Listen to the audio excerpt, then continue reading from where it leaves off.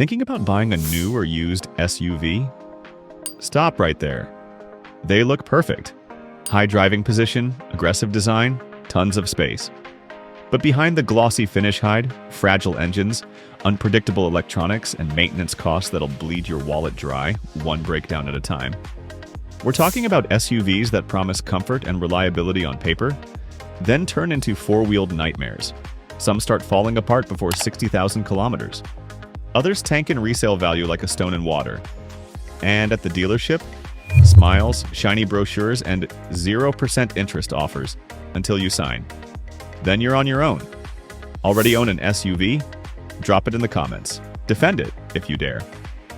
And stay sharp. The last SUV on this list is so harmless looking that people still buy it today thinking they've scored a deal. They haven't. Let's go from the least terrible to the SUV that should come with a warning label. Ford Kuga plug-in hybrid. It was supposed to be Ford's eco-friendly crown jewel, the SUV for families who wanted comfort, style, and the promise of electric savings. On the surface, the Kuga PHEV looked like a slam dunk. Sleek design, up to 50 kilometers in full electric mode, and jaw-dropping fuel economy advertised at just 1.4 liters per 100 kilometers. Reality hit a lot harder. Within the first 2 years, Ford was forced to recall over 30,000 units of the Kuga plug-in hybrid across Europe. The issue? Battery packs with a dangerous defect that could cause the car to catch fire while charging at home. Yes, fire. Entire garages were scorched, insurance companies refused to pay out without a fight, and thousands of owners were left in limbo, waiting months for parts that never came. Go ahead, search Kuga PHEV fire and see the photos.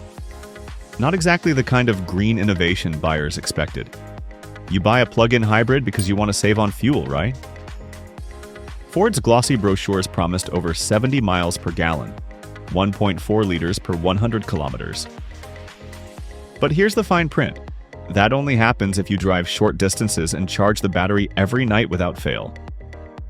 Miss a charge? Drive a bit longer than planned? Forget about savings.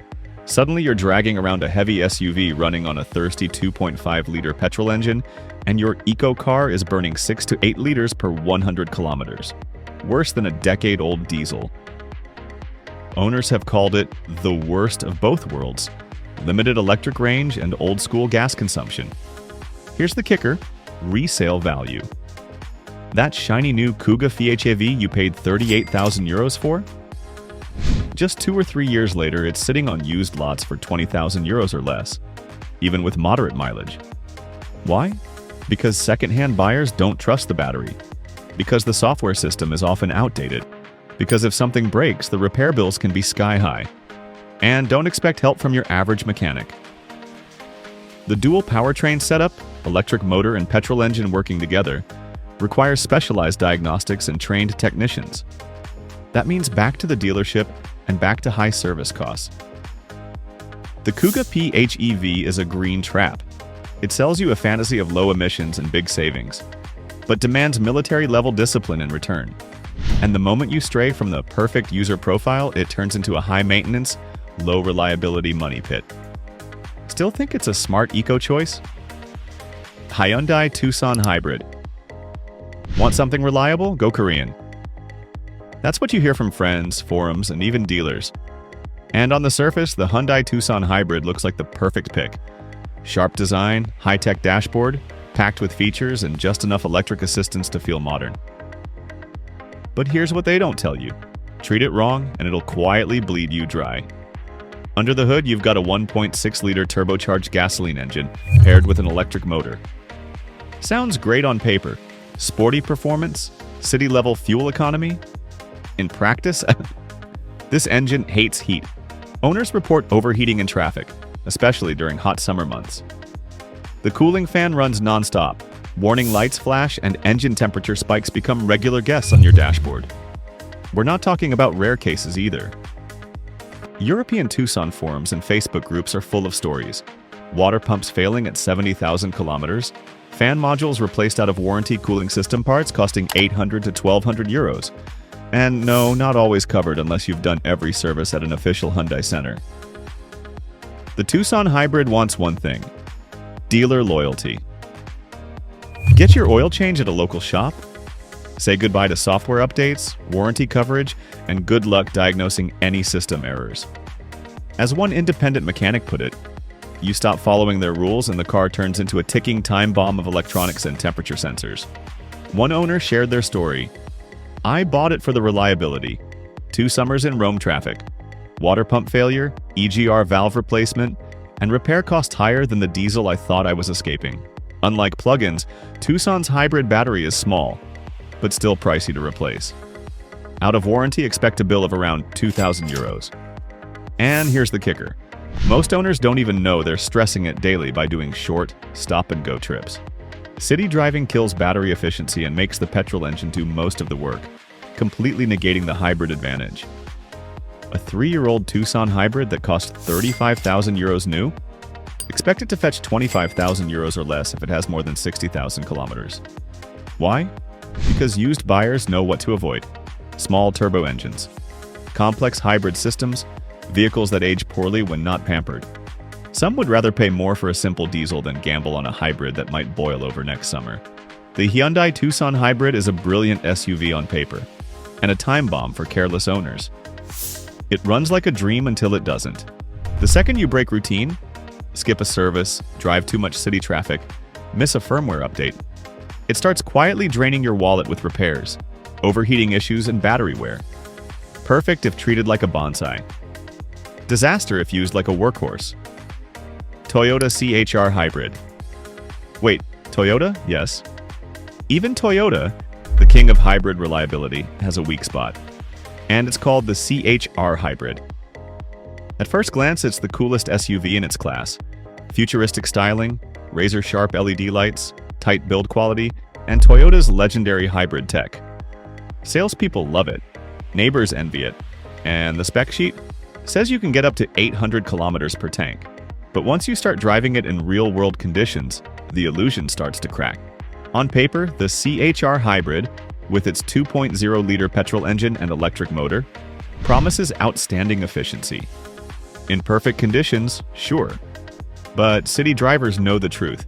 Short trips, frequent stops, and cold starts drain the battery quickly. The electric motor barely kicks in. The petrol engine ends up doing all the heavy lifting, and suddenly you're not getting 4.5 liters per 100 kilometers. You're getting 6.5 to 7.5 liters per 100 kilometers. Maybe worse if you like accelerating with some spirit. It doesn't take much to push this car out of eco mode and into, why am I burning so much gas? Toyota calls it smooth. Some reviewers say silent and efficient, but daily drivers have a different opinion. It sounds like a hairdryer having a panic attack. That CVT, continuously variable transmission, isn't really shifting and it just revs and holds. So when you need a burst of power, the engine screams. But the car doesn't exactly leap forward. Over time, it wears you down. Many new drivers tolerate it, but anyone coming from a classic automatic finds it sluggish, noisy, and frustrating. A friend of mine had this exact experience. Bought a brand new CHR Hybrid in 2021. Used it for work, short commutes, nothing extreme. After 2 years, fuel costs higher than his old diesel, battery feeling weaker, and the CVT made overtaking a chore. He sold it after 40,000 kilometers, losing 6,500 euros compared to the purchase price. The Toyota CHR Hybrid looks amazing in the driveway, and it does deliver that eco vibe many love. But if you do short trips, live in traffic, or enjoy driving with some punch, you'll be disappointed. It's a stylish trap. Sleek outside, noisy inside, and way thirstier than you expect from a hybrid. All looks, not enough brains. Unless you live in ideal conditions and drive like a monk. OPEL GRANDLAND. On paper, the OPEL GRANDLAND seems like a steal. Spacious cabin. Loads of features. Sharp new design, and under the hood, a modern, efficient 1.2-liter turbocharged engine with 130 horsepower. Sounds perfect, until you actually own one. Because under that polished SUV body hides one of the most problematic small engines of the past decade.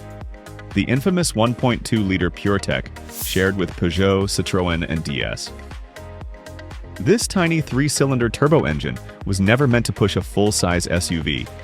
It was originally built for small hatchbacks, but to meet emissions rules and marketing hype, they crammed it into the Grandland and called it a win.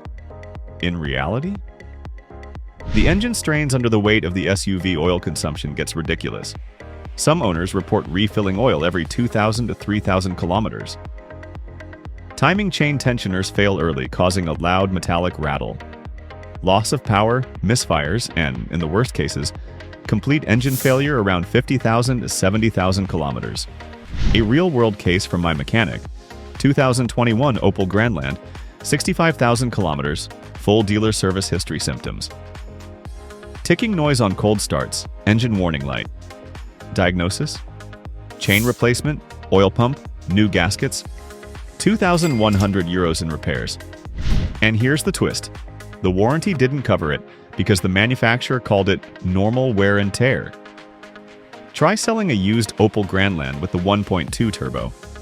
You'll quickly find out, buyers don't want it.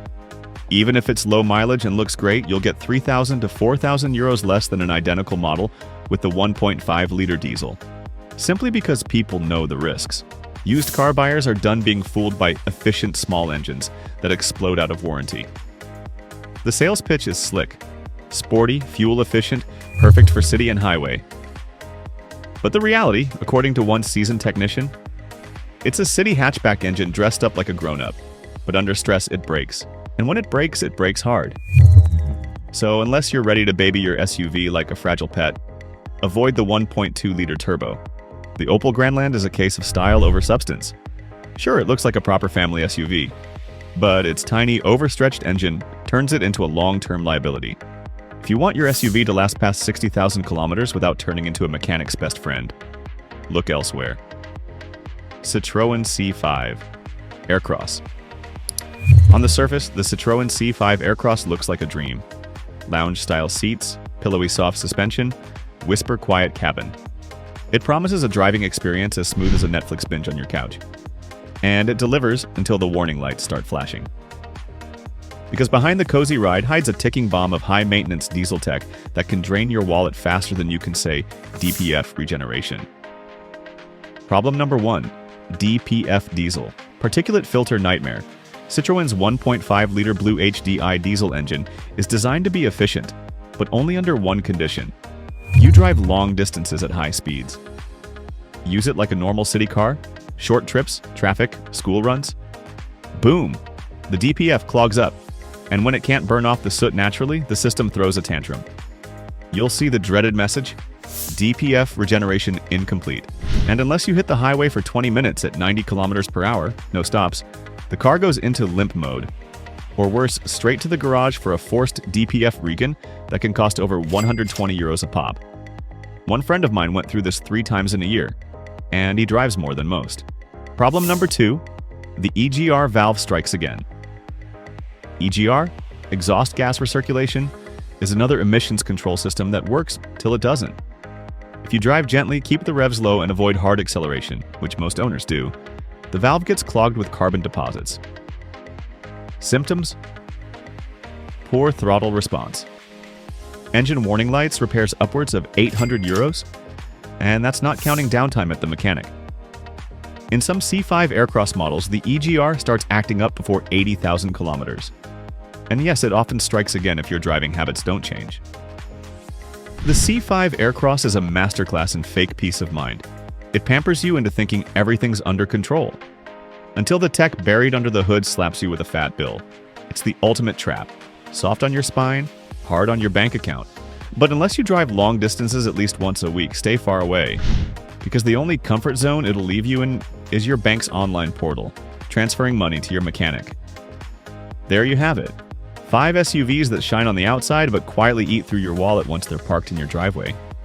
They sell you innovation, eco, comfort, and future ready. But behind the scenes, it's overheating engines, clogged filters, overcomplicated hybrids, and fragile electronics. And the worst part? You'll still see them plastered across ads, polished in dealerships, and pushed by salespeople who'll never tell you the real story. But now you know better. Now it's your turn. Drop a comment. Which of these SUVs did you have your eye on or already own?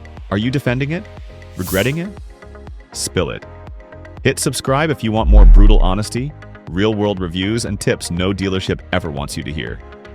And share this video with that one friend who thinks buying new means zero problems. Let's see how long their smile lasts when the EGR light comes on. I'll see you in the next one. And remember, a smart driver saves money before even turning the key.